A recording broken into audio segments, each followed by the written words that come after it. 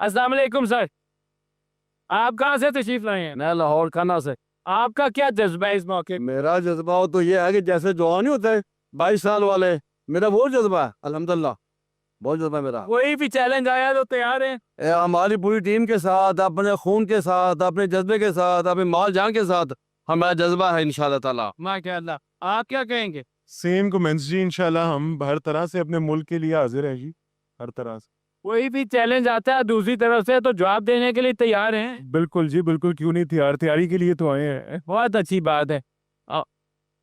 यहाँ पे खवातीन भी बड़ी तादाद में मौजूद हैं। आप बात करें कि मैडम, आप यहाँ पर तशरीफ लाई हैं बॉर्डर के ऊपर, तो आपका क्या जज्बा है इस मौके? मेरा पाकिस्तान के लिए बहुत अच्छा जज्बा है। मैं चाहती हूँ कि हाँ, आपको थोड़ा ऊंचा बोलना पड़ेगा, या तो ये हटा दे तो आवाज आपकी क्लियर आ जाएगी, लेकिन ऊंचा बोले। हम आरपीएस कसूर से हैं, रेंजर्स पब्लिक स्कूल से हैं, तो हमारा जज्बा इससे बहुत ज़्यादा बढ़ जाता है। तो मैं चाहती हूँ कि हम सब लेके पाकिस्तान का ये नारा बुलंद करें कि हम पाकिस्तान को जीत के रहें इंशाल्लाह इंशाल्लाह। आप मैडम बात करेंगी?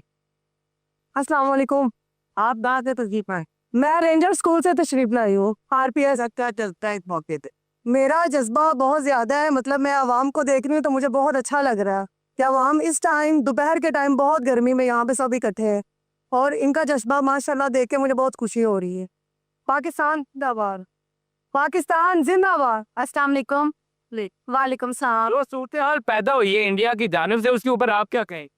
इंडिया की जानिब से चाहे जो भी सूरत हाल हो, हम पाकिस्तानी अवाम कभी भी जो है अपनी कमजोरी को जाहिर नहीं करेंगे, हमेशा उनका डट के मुकाबला करेंगे। मुकाबले के